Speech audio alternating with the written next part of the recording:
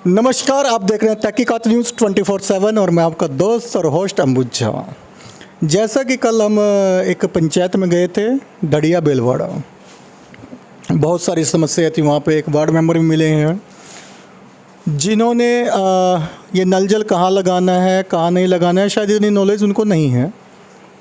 और ये कहते हैं कि भैंस धोने के लिए नल जल है। तो वार्ड मेंबर साहब, आप गांव में एक वार्ड मेंबर की पोस्ट पे हैं, अगर कोई भैंस धोता है तो आप कानूनी कार्रवाई कर सकते हैं। पानी का दुरुपयोग मत करें, क्योंकि बचपन से हम किसी भी न किसी टीवी में एडवर्टाइजमेंट देखते थे कि पानी को बचाएं। और आज देखते हैं कि आप जैसे वार्ड मेंबर हैं कि पानी बह रहा है, कहाँ क्या करना है आपको नहीं पता है। इन्हीं बातों पर हमसे बात करने लिए जुड़े हैं इसी पंचायत से एक युवा नेता दाऊ यादव। और दाऊ यादव जी से मिलकर बात करेंगे और जानने की कोशिश करेंगे कि इतना आपका जो पंचायत पीछे रह गया, इसकी मुख्य वजह क्या रही। ये तो नहीं है कि मुखिया जी अभी 1 साल हुए हैं, इससे पहले मुखिया जी कौन थे और उन्होंने काम ऐसे क्यों नहीं किए हैं। नमस्कार दाऊ जी। नमस्कार, आपके स्टूडियो में आने से धन्यवाद। तो दाऊ जी, जैसा कि हम आपके पंचायत में कल गए थे और लोग भी बड़ा अप्रिशिएट कर रहे हैं कि बहुत सही चीज़ दिखाया गया है, परंतु इससे पहले जो मुखिया थे, क्या उन्होंने भी काम करना सोचा नहीं आपके? देखिए, मुखिया जी पहले जो थे वो रमौल के थे, हमारे ही पंचायत के रमौल के थे। उन्होंने काम किया, ठीक है, लेकिन एक मिशन से हम अपने गांव का मुखिया को जीता है। जो मैं कल भी आपको बताया था कि भारत देश आज़ाद होने के बाद आज तक हमारे गांव में मुखिया नहीं बना। हम लोग बहुत जज्बा के साथ हम मुखिया जी को बनाए कि भाई रिकॉर्ड टूटे, हमारे गांव में हो, हमारे गांव का समस्या दूर हो। आपने कल देखा एक वार्ड मेंबर आपको भी मिला जो नल का कहाँ पर था, और उनसे जो आपकी बातचीत हुई उन्होंने क्या आपको तो कहा ही कि भैंस धोने लगता है। तो भाई, आपको सरकार पैसा खाते में देता है सुरक्षा के लिए, अच्छा काम करने के लिए। अगर जिस व्यक्ति ने भैंस वहाँ धोती है, इसके मतलब कहीं ना कहीं आप गड़बड़ी किए होंगे तब वो भैंस धोती है, पाइप कटा होगा, नहीं तो ये घर में यूज करने के लिए नाली को दिया जाता है, इसके मतलब आपने पाइप सही से नहीं लगाया होगा, उसका दुरुपयोग करता होगा आम जनता। बिल्कुल सही बात है जी। अगर वार्ड मेंबर सही रहेंगे तो क्यों कोई दुरुपयोग करेगा नल जल का। कहीं ना कहीं पाइप की कटिंग रहती है हर जगह। अगर पाइप खराब हो जाता है तो वो सही बहुत दिनों में होता होगा, कई बार सही भी नहीं हो पाता होगा। तो कहीं गड़बड़ी है तब तो वहाँ का आदमी, वहाँ का जनता, उस वार्ड के जो भी है वो पानी दुरुपयोग होने लगता होगा तो भैंस उस धोने लगता होगा। लेकिन गड़बड़ी तो किया वार्ड मेंबर, ये तो कन्फर्म है। आपने देखा वहाँ जाके नलका का भी सिस्टम देखा किस तरह से लगाया गया है। और रह गई बात कि हमारे मुखिया जी की अनहोनी में ये हो रहा है, ये तो आप कन्फर्म हुए, वहाँ गए, जनता का क्या है हवा, क्या बातचीत है, किस तरह गुस्साए हुए हैं, क्या हालात है जनता का, उस गांव का क्या हालात है, आपने आंखों देखा, हाल देखा। तो क्या गांव की अधिकतर सड़कें ऐसी हैं जैसे सड़कों पर हम कल गए थे? क्या सभी सड़कें ऐसी हैं? जी नहीं, और सड़क ठीक है, 5 नंबर, 6 नंबर और 7 नंबर होते हुए जिसने आपने घूमे थे गांव में, बस 3 वार्ड में ये समस्या है।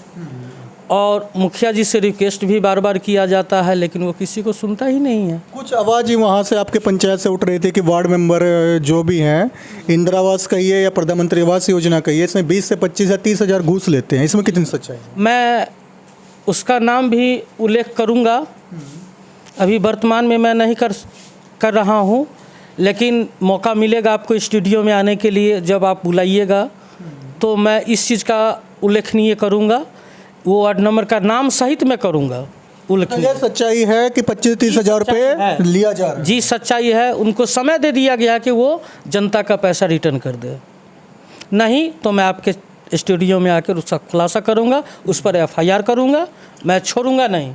इस बार अगर पिछले 1 साल की बात करें, जब से आपके नए मुखिया जी बने हैं, तो क्या प्रधानमंत्री आवास योजना जिनको मिली है, क्या उन लोगों को मिली है जो हकदार थे, या उनको लोग मिली है जो मुखिया जी के आसपास घूमते रहते हैं?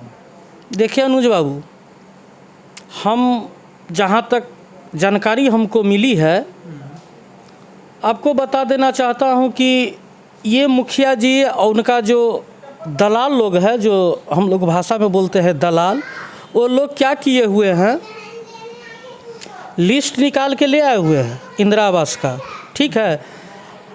लिस्ट निकाल के उन्होंने पैसा वसूली करवाया है वार्ड मेंबर से, मुखिया जी पैसा वसूली करवा के अपना रखे हुए हैं, दलाल भी रखा हुआ है, ठीक है।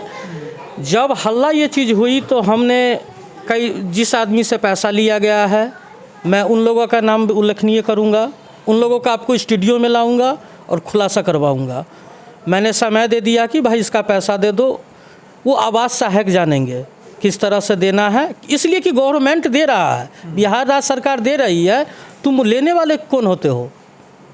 वो तो खुद सरकार दे रही है, आप तो नहीं दे रहे हो अपने खाता से।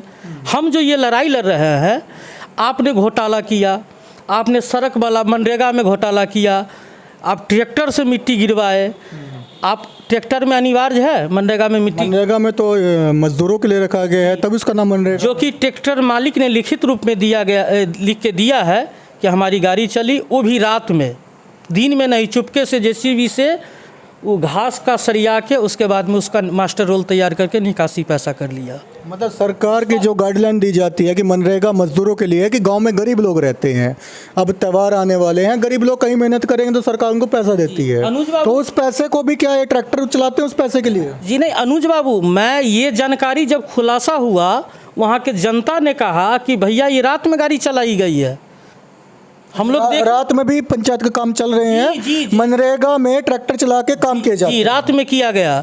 जब वहाँ से जांच पदाधिकारी आए जिला से, तो पीओ साहब से पूछा कि भाई मिट्टी, इंजीनियर साहब से भी पूछा गया, जेई से पूछा गया कि भाई मिट्टी कहाँ से, तो तुम जो कह रहे हो कि मिट्टी हमने काटे हैं, तो हमको दिखाओ मिट्टी कहाँ से काटे हो। तो दिखाने के लिए वो, ताकि वो तो मिट्टी ट्रैक्टर से आया था, ट्रैक्टर चलवाया था, तो उसके पास जवाब नहीं है। नहीं जवाब नहीं, वो जांच प्रतिवेदन में पूरा गलत साबित करके लिखित रूप में दिया गया है। तो ऐसे अंधेरीगर्दी क्यों चलती है? क्या वहाँ की जनता कुछ नहीं बोलती मुखिया जी को, या आप जैसा कोई दूसरा को उम्मीदवार, मतलब ऐसा नेता नहीं है जो उनका विरोध करे? जब हजूर महोदय अनुज बाबू, जब ये चीज़ हमको जानकारी मिला, तब तो जनता को जागरूक कर रहा हूँ कि आप आगे बढ़िए, हम तैयार हैं आपके लिए लड़ाई के लिए। न 1 रुपया सरकारी काम में देना है और न ही लेना, दोनों अपराध है। अब तो ये थी आपकी जो मूलभूत आवश्यकताएं होती हैं वो आपके पास नहीं है, क्योंकि आपकी पंचायत में ना सड़कें बनी है, ना नालियों का विकास हुआ है, और जो गंदगी है वो सफाई भी नहीं होती है। अब अगर बात करें आपके पंचायत में शिक्षा व्यवस्था की, शिक्षा व्यवस्था कैसी है आपकी पंचायत में, ये बताएं। शिक्षा व्यवस्था की, स्कूल सब तो चलिए रहा है, स्कूल में टीचर आते भी हैं या फिर वो भी अपने घर बैठे हैं और हाजिरी लग जाती है? नहीं, टीचर लोग आते हैं, हम देखते हैं सरकारी स्कूल मेरे घर के बगल में भी है, टीचर लोग आते हैं। और रह गई बात, जो लड़की हमारे पंचायत के या अदर पंचायत से जो भी है उस रास्ता से जिसने आपने कल देखा, वो लड़की किताब और साइकिल से जब चलती है, जहाँ यहाँ कादों में गिरती है, जिसने आपने वीडियो बनाया था, गिर जाती है, रोते हुए घर चली जाती है, स्कूल कमतौल नहीं पहुँच पाती है। शिक्षा व्यवस्था भी सड़क ना होने के कारण खत्म होती जा रही है। जी अनुज बाबू, आपने देखा। अगर बात करें शौचालय योजना, क्योंकि सरकार ने आपको टॉयलेट बनाने के ऊपर 12,000 रुपये शौचालय योजना में देता है, क्योंकि लोग खुले में शौच में ना जाएं, क्योंकि खुले पे शौच में जाने में कहीं ना कहीं बीमारियों से ग्रस्त हो जाती हैं और कहीं ना कहीं सड़क पे गंदगी का ढेर लगा रहता है। तो क्या आपके यहाँ पे शौचालय योजना इस बार बांटी जा रही है वो भी तरीके से? नहीं, अभी कुछ नहीं, ये कुछ नहीं करते हैं, सिर्फ ये लूट घसोट में लगे हुए हैं मुखिया। फॉर्म वगैरह कुछ नहीं भरवाए? आज से 4 महीने पहले फॉर्म भरे? नहीं, आप जनता से जाके पूछिए, सच्चाई आप जनता से जाके पूछिए। मैं अभी अकेला हूँ आपके स्टूडियो में, आपने बुलाया, मैं बहुत आभार करता हूँ कि हमारी समस्या पंचायत को किसी तरह हटे, दूर हो, हम लोग अच्छा से ज़िंदगी जिए, मेरा बच्चा जिए, आने वाला पीढ़ी सही रहे।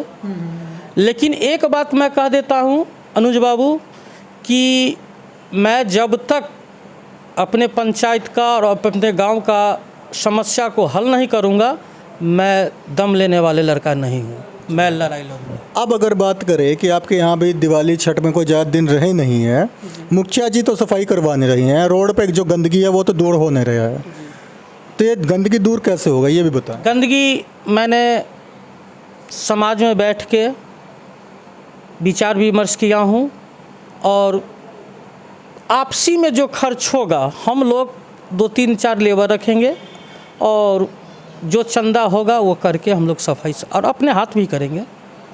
जो काम एक पंचायत में प्रतिनिधि को करना चाहिए शायद वो काम पर वहाँ के प्रतिनिधि नहीं कर पा रहे हैं, तभी बात यहाँ तक आ रही है कि एक युवा आदमी, युवा नेता, इनके सोच अच्छी है, अपनी पंचायत को कहीं ना कहीं विकास की तरफ ले जाना चाहते हैं। अगर विकास नहीं हो रहा है तो उस पर कहीं ना कहीं आवेदन देते हैं, कहीं ना कहीं मुखिया जी के गलत कामों को ये अधिकारी तक भी दिखा रहे हैं। जो अधिकारी अगर नहीं देख पाते हैं तो कहीं ना कहीं ये RTI भी लगा देते हैं।